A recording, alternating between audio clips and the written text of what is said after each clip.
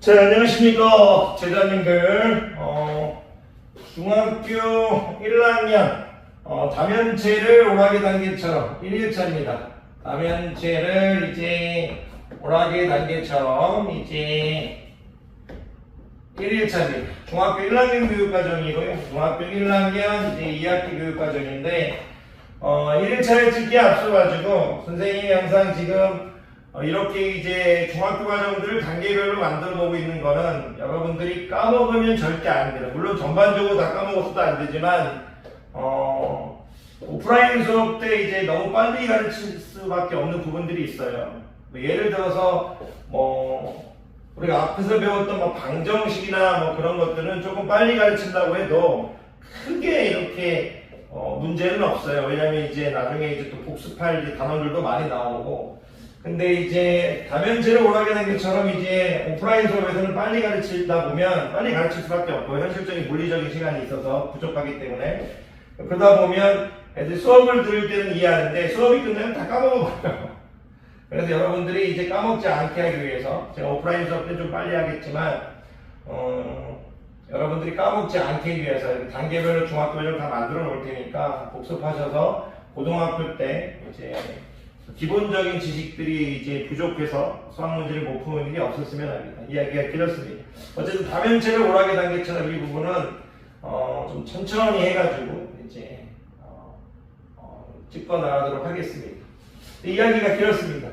자, 다면체를 오락의 단계처럼 일단 그럼 다면체의 일단 오늘 1차의 스토리는 이제 다면체의 정의를 먼저 가르치겠고요. 그 다음에 이제 다면체를 이루고 있는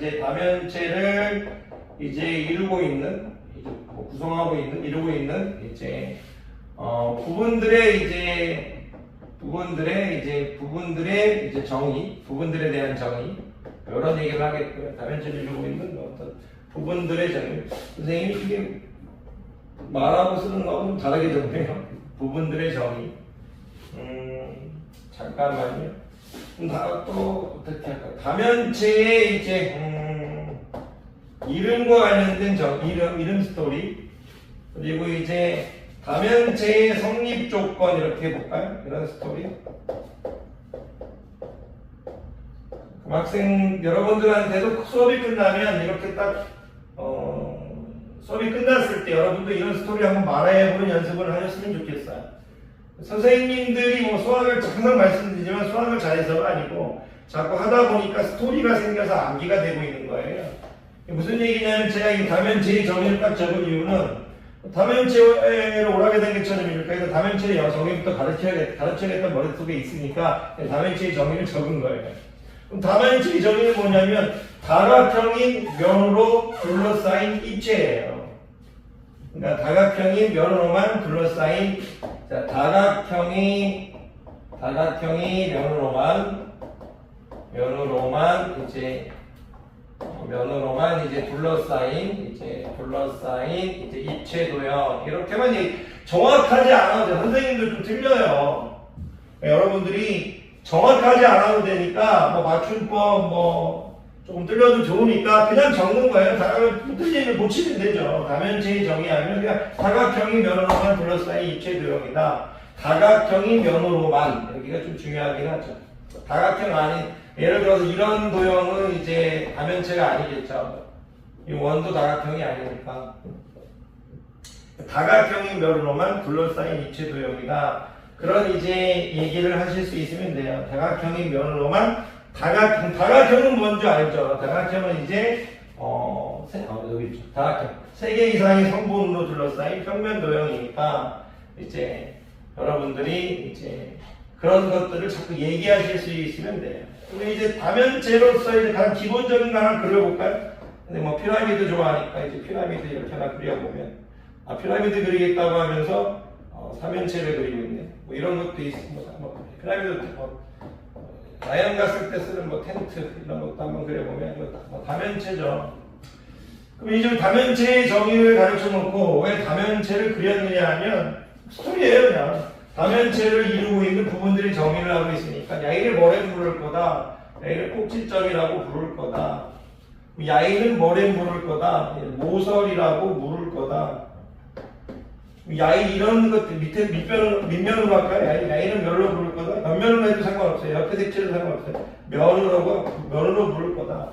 그래놓고 꼭지점, 모서리, 면 이렇게 이제 정의를 얘기해 주시면 돼요. 선생님이 왜 위에서부터 했냐? 강의할 때 위에서부터 하면 편하니까. 그래서 외우는 게 아니고 이렇게 되는 거죠. 그러니까 다면체의 정의를 얘기하겠다는 생각을 하고 스스로 다면체를 그려보고 그 부분들의 용어 정리를 해보겠고 외우는 게 아니고 여러분들 연습하시면서 하다 보면 물론 처음에는 어렵겠죠. 그럼 꼭지점의 정의를 한번 여러분들이 틀려도 돼요. 정의를 얘기해 보는 거예요. 꼭지점은 이제 우리가 이제 다면체라는 건 다각형으로 이루어져 있는 거니까 꼭지점을 하는 건 이제 그냥 이 다면체를 이제 이루고 있는 다각형의 꼭지점이라고 얘기하면 돼요. 다각형의 꼭지점. 스토리가 하나 똑같아요. 다면체를 이루고 있는 다각형의 꼭지점. 그럼 모서리는 뭐라고 하겠어요? 다각형을 이루고 있는, 다면체를 이루고 있는. 다면체 똑같이 다면체를 이루고 있는. 다면체를 이제 이루고 있는 이런 식으로. 다각형의 변 이렇게 하면 되겠네요. 다각형의 변. 모서리는 입체에서 쓰는 표현이니까 다각형의 변 이렇게 하면 되겠네요. 면은 뭐냐? 여기서는 이제 다면체를 이제 이루고 있는 다면체를 이루고 있는 다각형의 이제 다각형 이렇게 해도 되는데 다면체를 이제 이루고 있는 다각형 이렇게 얘기해도 되는데 이루고 있다기보다 여기 이렇게 둘러싸고 했으니까 여기 이루고 있는 보다 둘러싸고 있는 다각형 이렇게 얘기하시는 게 더 좋을 것 같기도 하고 어떻게든 상관없어요. 그러니까 이제 여러분들이 연습해야 될 건 다면체의 정의, 다면체를 잇는 부분들의 정의, 꼭지점, 모서리, 이제 면을 정의할 수 있고 다면체의 이름, 이게 무슨 뜻이냐면 다면체 뭐라고 부를 거예요? 아니 면이 몇 개 있어요? 4개 있죠. 사면체, 아니 면이 몇 개 있어요? 5개 있죠. 다면체의 이름은 다면체를 이루고 있는 누구에 따라 다각형의 개수에 따라 가지고 이름 지어야겠다. 다각형의 개수에 따라 가지고 이제 이름 지어지겠다. 이렇게 얘기하시면 끝나는 거예요. 그러면서 이제 마지막 다면체의 성립 조건. 이 정도만 얘기할 수 있으면 스토리가 다 돼요. 연습해 볼까요? 다면체의 정의를 얘기하실 수 있겠어요? 다면체의 정의. 그럼 난 다면체를 그려놓고 다면체를 구성하고 있는 부분들의 어떤 용어에 대한 정의를 얘기하실 수 있겠어요? 그러면 되는 거예요. 그리고 다면체의 이름은 어떻게 정해지는지 얘기하실 수 있겠죠. 그런 다음 마지막 다면체의 성립 조건인데 이게 가장 기본적인 가장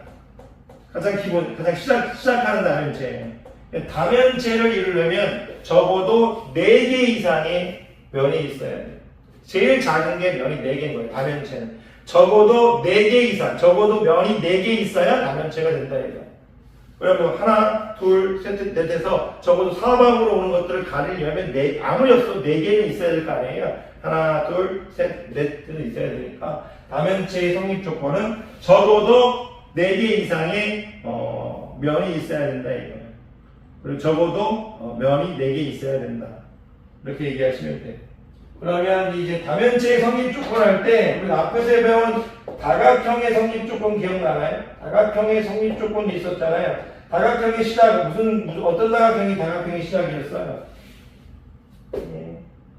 그 삼각형이죠. 다각형의 성립 조건은 적어도 3개 이상의 변이 있어야 되죠. 적어도 3개. 그러니까 아무리 못해도 적어도 3개의 변이 있어야 된다 이거예요. 이렇게 해서 스토리를 얘기할 수 있는 게 1일차가 맞습니다. 자, 강의 누나 고생 많으셨습니다.